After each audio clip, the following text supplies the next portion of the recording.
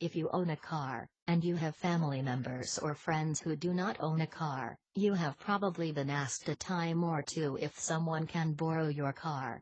It can sometimes feel like you are in a sticky situation, so it would be a good idea to have some ground rules set ahead of time that can help you make the decision whether or not to allow someone else to borrow your car.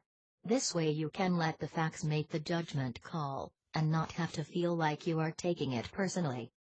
So, what type of things should you have on your list, in order to help you decide whether or not to lend your car to any specific person? The most important consideration you need to make about lending out your car is whether or not your vehicle will still be protected by your car insurance if there is an accident while someone else is driving. Ultimately, your car insurance is supposed to protect your car regardless, but many policies are only enforced when a qualified driver is in the driver's seat. A qualified driver is one who is included on your policy. It would be a good idea to call your insurance agent and find out whether or not your policy will remain intact and in effect if someone else is driving your car. If it won't, you should not lend your car to anyone. It is simply not worth the risk. Driving record is another thing to consider when someone asks to borrow your car. For example, has this person had a lot of speeding tickets?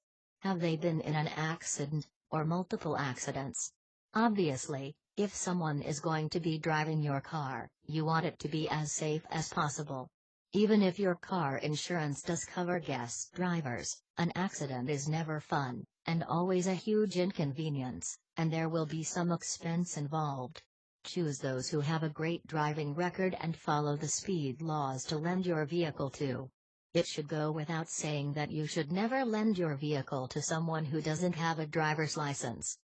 If your friend or family member needs a car, it is good practice to ask them why they need it, where they will be going, and what they will be doing. You have a right to know these things before lending out such an expensive possession.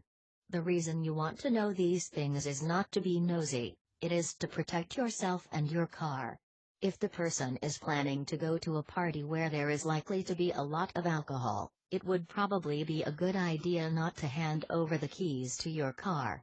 The last thing you need is someone having an accident in your car that involves drunkenness. In the end, all of these things can be a good guide to who should, and who should not, be allowed to borrow your car. However, what it really comes down to is you. If you feel uncomfortable about it for any reason, simply say no. It is your car, it is your decision. Share this video and subscribe for more interesting auto insurance tips.